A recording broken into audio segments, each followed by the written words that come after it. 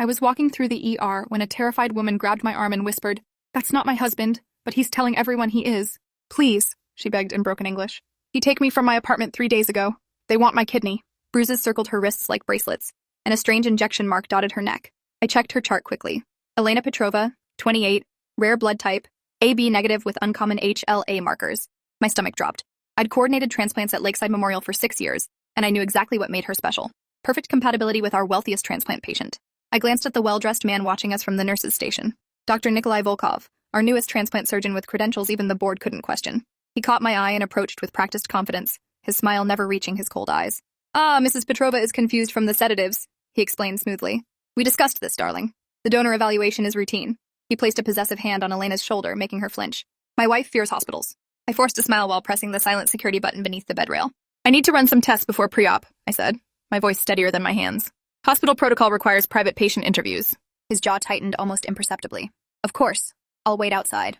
He squeezed Elena's arm before leaving. The moment the door closed, Elena collapsed against me.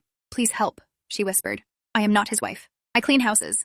3 days ago he come with police badge, say I break immigration law. Take passport, phone, then bring here." Tears streamed down her face. "They make me sign papers. Say I donate voluntary."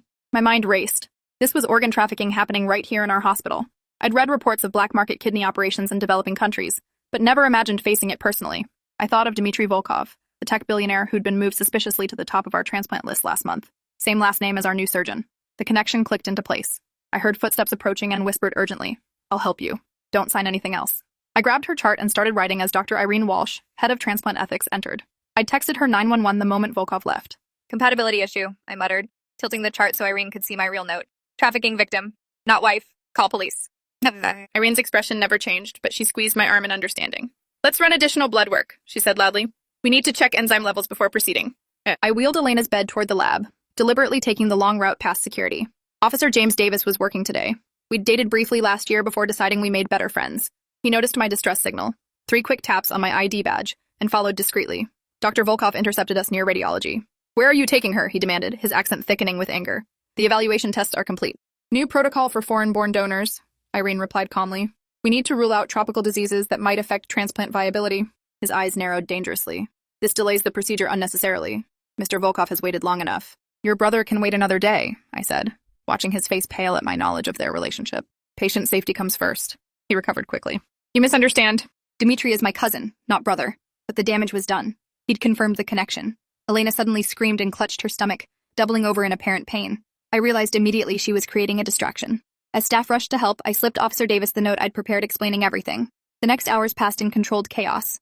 Hospital security discreetly locked down the transplant wing while local police and FBI arrived. Elena was moved to a secure room with a female officer stationed inside. Dr. Volkov was detained for questioning, loudly proclaiming diplomatic immunity and threatening lawsuits. When agents searched his temporary office, they found Elena's passport, a burner phone with international contacts, and forged marriage documents. More damning was the $200,000 wire transfer to an offshore account scheduled for after tomorrow's donation. Hospital administration called an emergency meeting. Our transplant program's reputation was at stake. We'd hired Volkov without detecting his criminal connections. The CEO paced nervously, more concerned about publicity than the victim. "This needs to be handled quietly," he insisted. "We can't afford a scandal." I couldn't believe my ears. "A woman was kidnapped and nearly had her kidney stolen," I said, struggling to keep my voice steady. "Quieting this down means covering it up." The CEO glared at me. "Ms. Reeves, your job is coordinating transplants, not making policy decisions. Let's leave this to law enforcement and focus on damage control." Federal Bureau of Investigation agent Layla Kwan interjected, her voice sharp. "With all due respect, Dr. Harmon, this isn't just about your hospital's reputation. We're investigating what appears to be an international organ trafficking ring. Your full cooperation is not optional." The room fell silent. Agent Kwan outlined what they knew so far. Nikolai Volkov had joined our hospital 6 months ago with falsified credentials from prestigious European institutions. His actual background remained unclear, but preliminary investigations suggested connections to organized crime in Eastern Europe. More disturbing was Dmitry Volkov's involvement. The billionaire tech CEO had allegedly financed the entire operation, including bribes to expedite his transplant eligibility. "We need access to all patient records," Agent Kwan continued, "particularly cases where Dr. Volkov was involved or patients who matched unusual compatibility profiles." I raised my hand. "I've been tracking some irregularities in our transplant process for weeks. Several patients with rare matches suddenly withdrew from the program after meeting with Dr. Volkov. I'd noticed the pattern but hadn't connected the dots until now." Agent Kwan's partner, Agent Miguel Ramirez, turned to me. "We'll need those records immediately, and I'd like to interview you separately about these observations." After the meeting, I found Elena heavily sedated but stable. The FBI had stationed an agent outside her door for protection. The hospital staff had been told only that there was a security issue with a patient. Most had no idea of the actual situation. I spent the next several hours with Agents Kwan and Ramirez, pulling files and explaining our transplant procedures. The pattern became clearer with each record. Over the past 6 months, 8 potential donors with rare blood types or tissue matches had either withdrawn from the program or disappeared altogether after consultations with Dr. Volkov. He was harvesting a pool of potential matches, Agent Ramirez concluded grimly, identifying vulnerable people who could disappear without much notice. I nodded, guilt washing over me, and I never questioned it. People withdraw from donation programs all the time for personal reasons. It's not unusual. Agent Kwan placed a reassuring hand on my arm. You couldn't have known. These operations are sophisticated for a reason. The investigation expanded rapidly. By midnight, 3 more people connected to Volkov had been detained, including our new transplant nurse, Vera Popova, who'd been hired on Volkov's recommendation. She'd apparently been responsible for altering medical records and sedating patients before they were moved. I finally went home around 2 a.m., exhausted and shaken. My apartment felt eerily quiet after the chaos of the day. I double-checked the locks before collapsing onto my couch, too wired to sleep despite my fatigue. The faces of those missing donors haunted me. How many had already lost organs? How many were even still alive? My phone rang at 5:30 a.m. It was Irene, her voice tense. Amelia, you need to come in now. Dr. Harmon is trying to proceed with Dmitry Volkov's transplant using another donor. Says the FBI has no jurisdiction over medical decisions. I was already pulling on clothes. That's insane. Who's the donor? A woman named Katya Orlova. Claims she's Dmitry's cousin and a voluntary donor. But her paperwork appeared overnight, and she seems heavily sedated. I made it to the hospital in record time, fear and anger fueling me. In the transplant wing, I found Irene arguing with Dr. Harmon outside the surgical prep area. Through the window, I could see a young woman being prepped for surgery. She looked disoriented, her movements sluggish. This is a legitimate transplant, Dr. Harmon insisted. Ms. Orlova has signed all the consent forms. The FBI investigation doesn't give you the right to deny life-saving treatment to Mr. Volkov. Consent under duress isn't consent, I countered, stepping into the conversation. And those forms are probably as fake as Elena Petrova's marriage certificate. Dr. Harmon turned on me, face flushed with anger. You're overstepping, Ms. Reeves. One more word and you're suspended. Suspend me then, I replied, pulling out my phone to call Agent Kwan. But I'm not letting you cut open a trafficking victim. What happened next shocked all of us. Irene stepped between us and said quietly, the transplant proceeds as planned. She handed Dr. Harmon a file. I've verified and approved all documentation. I stared at her in disbelief. Irene, the ethics director, the one person I thought I could trust completely, was authorizing this atrocity. Before I could react, security guards appeared on either side of me. Please escort Miss Reeves from the building, Dr. Harmon ordered. Her hospital access is revoked pending review. As the guards led me toward the exit, I caught Irene's eye. She gave me an almost imperceptible nod and mouthed what looked like, trust me. Then she turned away, following Dr. Harmon into the prep area. Outside in the parking lot, I immediately called Agent Kwan. No answer. I tried Agent Ramirez next, and was relieved when he picked up on the second ring. They're doing the transplant anyway, I blurted out. A new donor appeared overnight. Something's very wrong. Stay where you are, he replied tensely. We're already on our way. I paced the parking lot for 20 agonizing minutes before FBI vehicles pulled in. Agents Kwan and Ramirez approached me quickly. The hospital's blocked our access, Agent Kwan explained, claiming medical emergency privilege. We need a warrant to stop the procedure. That could take hours, I said desperately. The surgery will be done by then. Agent Ramirez hesitated, then pulled me aside. What if we told you Irene Walsh is working with us? Has been for months? I blinked in surprise. What? But she just approved the transplant. She's undercover, he explained quietly. We've been tracking this network for over a year. Dr. Walsh approached us after noticing similar patterns at her previous hospital. The Volkovs aren't just trafficking individual organs, they're running a global network that serves wealthy clients worldwide. My mind raced to process this new information. So she's letting the transplant proceed as part of your investigation? No, Agent Kwan interjected. She's buying us time. The surgical team has been subtly delayed. Equipment malfunctions, missing supplies, administrative hurdles, but they can't stall forever. What about the donor? I asked, suddenly remembering the sluggish woman I'd seen. Katya Orlova is real, but she's not there voluntarily. Facial recognition matched her to a missing persons report from Philadelphia. Cleaning service employee, disappeared 4 days ago. Determination hardened within me. I can get you in, through the service entrance. My badge is deactivated for the main doors, but the loading dock uses a different system. It might still work. Agent Kwan nodded sharply. Lead the way. We moved quickly through the early morning shadows toward the back of the hospital. My heart pounded as I pressed my badge against the reader. For a terrifying moment, nothing happened. Then the light flashed green, and the door unlocked. Service elevators are this way, I whispered, guiding them through familiar corridors. They connect directly to each wing, including transplant. As we hurried through the basement hallways, Agent Ramirez received a message.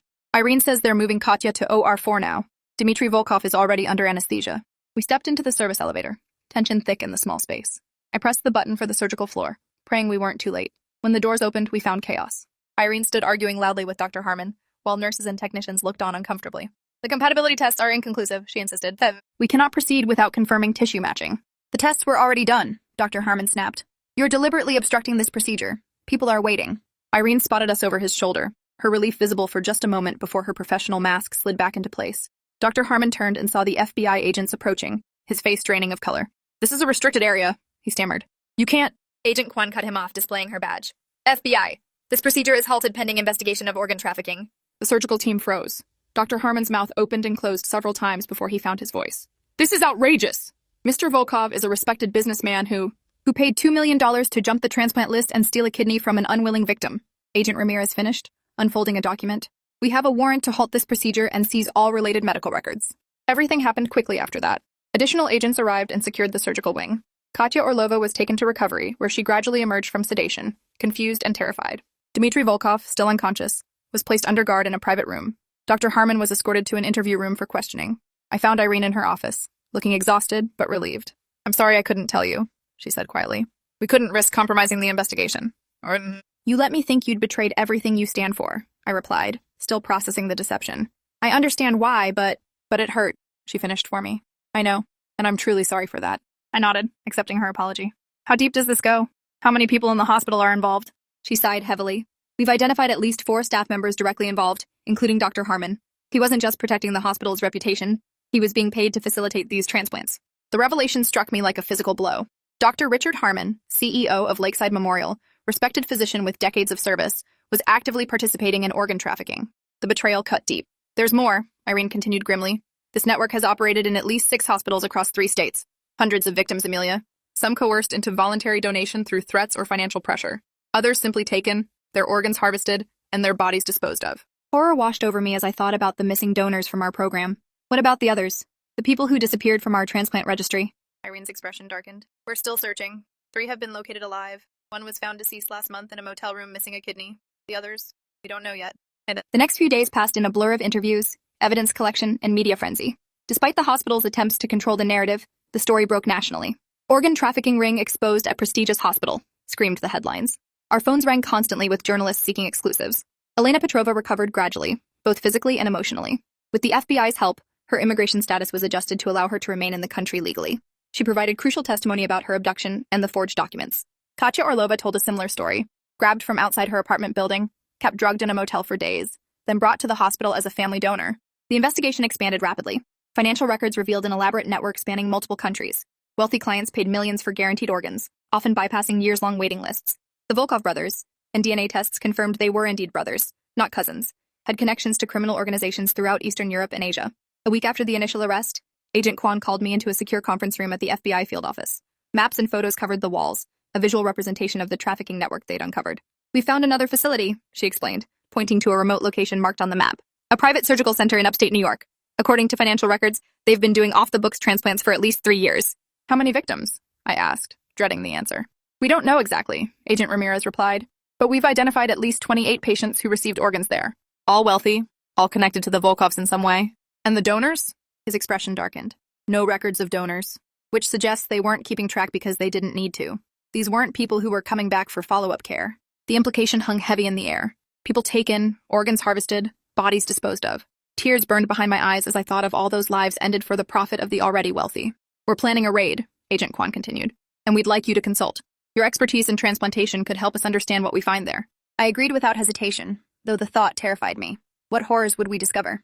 The raid was scheduled for dawn 2 days later. I rode with Agents Kwan and Ramirez, nerves jangling as we approached the nondescript building set back from the main road. From the outside, it looked like any small private medical facility. Clean, professional, unremarkable. Only the absence of signage hinted at its secretive nature. Federal Bureau of Investigation tactical teams secured the perimeter before moving in. I waited in the vehicle as instructed, watching agents in body armor enter the building. Minutes stretched into an hour before Agent Kwan returned, her face grim. "You can come in now," she said quietly. "Prepare yourself. It's worse than we thought." The interior was immaculate. State-of-the-art operating rooms, recovery areas, and monitoring equipment. But the clinical perfection made the evidence of human suffering all the more disturbing.